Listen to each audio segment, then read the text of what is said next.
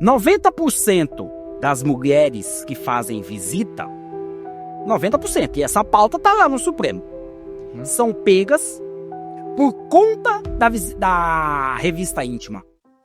Olha, a revista íntima nos presídios, eu entendo que é algo necessário, desde que seja feito com técnica, com qualidade, dentro dos parâmetros legais. Sim. Exatamente porque outrora você via dentro do presídio pé de maconha, celular, fuzil, facão, fogão, geladeira.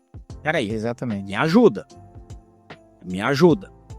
E aí é necessário responsabilizar tanto o gestor, que às vezes coloca uma máquina que radiografa, né? Que vai fazer o raio-x. E ele deixa o scanner, tá? E aí ele não conserta essa máquina porque ela quebrou. Porque uma máquina, assim como qualquer outra coisa, ela quebra. Certo.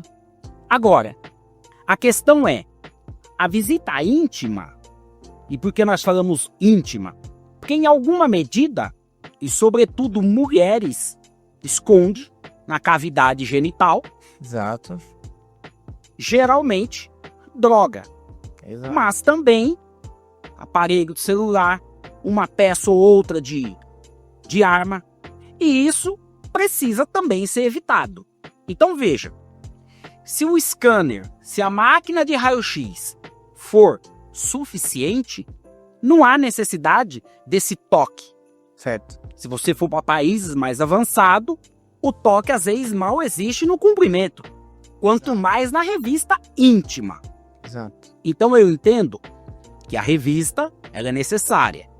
A revista íntima ela é necessária se o poder público, o executivo, porque os presídios é órgão que pertence, que está na hierarquia do poder executivo.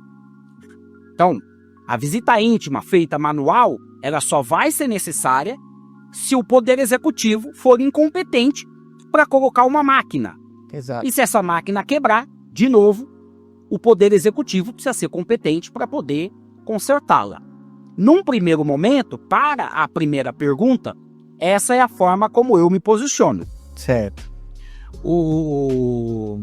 Sem querer criar polêmica, né, doutor? Mas a gente acaba criando, porque... Fala direito não é de polêmica. Não Tá? é polêmica. Aproveita você, essa câmera é a minha? É. Aproveita você para comentar se o doutor Valor tá querendo polemizar aqui essa bagaça. A revista íntima, ela não é vexatória e ilegal, pois eu entendo que ofende a dignidade da pessoa humana. A resposta é sim, ela é vexatória. Ela pode ser ilegal porque necessita de lei específica regulamentando, Certo. e nós somos técnico do direito. Certo. Contudo, porém, todavia, é uma necessidade. Exato. É uma necessidade. Veja, 90% das mulheres que fazem visita, 90%, e essa pauta tá lá no Supremo, são pegas por conta da revista íntima. Não é por conta do que olhou a bolsa. Porque ninguém leva droga, arma, aparelho de telefone na mão, no bolso, na mochila. Não, não leva. Inclusive, Então, nós ele temos... ele vai introjetar. Você pensar em alguma medida, por exemplo, alguns produtos, sobretudo sintético, que sai de um país para o outro, é no estômago. Certo. Às vezes na genitália. Certo. E aí onde é que é pego isso? No raio-x. Ainda assim, dia desses, eu no aeroporto, o vigilante falou, olha, de alguma forma você passou 2 vezes no raio-x e tá apitando. Você me permite eu fazer uma revista pessoal? Tudo bem, vambora. Bora. Então, eu nunca, vamos dizer assim, óbvio, que eu sei qual é o limite, Aham. Eu sei até onde eu vou permitir. Sim. Tem pessoas que simplesmente vai se apoiar nessa tese, é ilegal, é vexatória, não vai querer permitir a revista, e aí eu já vi advogado ir por esse caminho, E- ele estava com uma presilha igual essa que eu estou usando, Sim. e aí estava pintando. Ele não quis tirar, ele falou, não, é minha ferramenta de trabalho. Eu falei, doutor, com o devido respeito, o senhor vai ganhar os seus honorários se o senhor conseguir despachar, se entrevistar com o seu cliente. Se o senhor voltar, for para o habeas corpus, mandado de segurança, seja lá o recurso jurídico que o senhor queira manejar, de repente o senhor não ganha, porque o senhor não se entrevistou com o seu cliente. O Exato. senhor tira a presilha e vai ser feliz. Então, eu sou da tese que existe a necessidade de regulamentar, mas também existe a necessidade do poder executivo ser competente na plena acepção do termo. Até porque somos a 4ª população carcerária do mundo, do planeta. E se cadeia resolvesse, o Brasil era para ser gente, igual dizia a mãe. Exatamente. Então, por favor, não é encarcerando a solução do Brasil. Aham. Ah, então vamos só educar e não vamos combater, ter medidas coercitivas? Ambos são necessários. Mas a questão que eu quero levantar com o doutor é a seguinte, até para o conhecimento de quem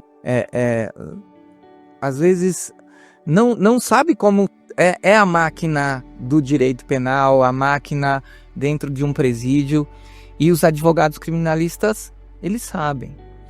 Sabem, inclusive, que as regras, elas não são únicas, elas mudam de presídio para presídio. Mas uma delas que a grande maioria sabe, aí eventualmente acontece, como o doutor falou, do advogado não querer tirar a presilha, tal. Mas nós sabemos que quando a gente vai visitar o preso numa casa de detenção, num CDP, a gente já sabe que não é para ir com relógio, que não é para ir com cinto, a gente vai com umas roupas mais tranquilas, deixa lá na salinha da OAB o relógio, deixa a carteira, deixa o celular.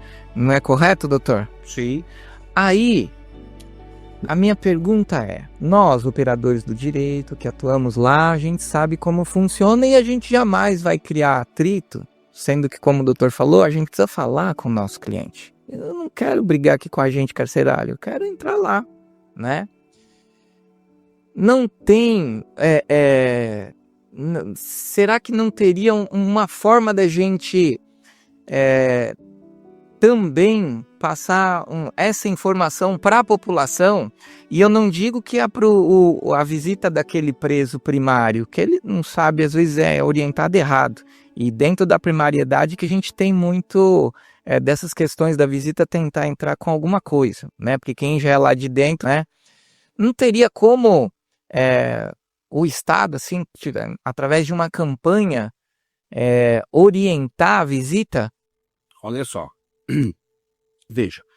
Primeiro, quando eu respondi sim, é de que existe um armário para que o profissional da advocacia, o oficial de justiça, eventualmente o promotor, ele deixe, né, os seus pertences no armário. Sim.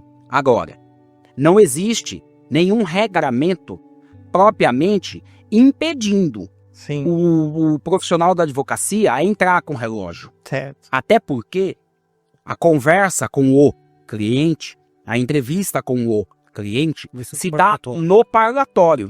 E no parlatório, veja, tem um interfone, tem aqui uma grade, Sim. nos termos igualzinho, tem às vezes você vê no filme policial. Então veja, não existe aquele contato direto. Não tem. Às vezes tem lá, por exemplo, tem lá uma espécie de uma grade, uma chapa que é chamada de moeda. Isso. E aí um acrílico. E tem algo. E às vezes você pode muito bem passar uma caneta, passar uma presilha de cabelo, a presilha de gravata. Então é para poder evitar isso. Certo. E às vezes o agente, né, o agente da polícia penal, ali o carcereiro, quem está na portaria, ele tenta evitar.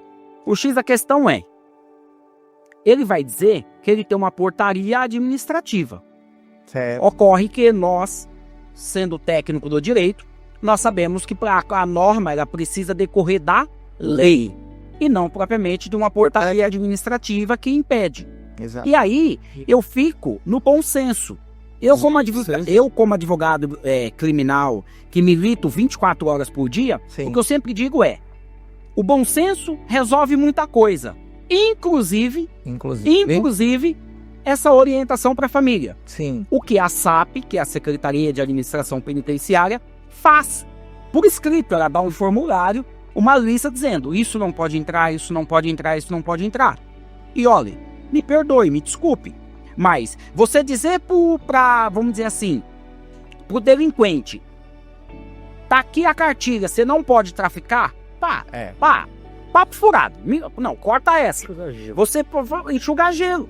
Você fazer uma campanha na televisão, ao invés de você fazer uma campanha educativa para a criança ir para a escola, você dizer para a mulher do preso, não é para levar droga, não pode, não leva celular, não leva um 38, uma peça. Não, por favor. E veja, por favor, eu não estou dizendo aqui, eu não estou generalizando. Eu estou falando dos casos específicos.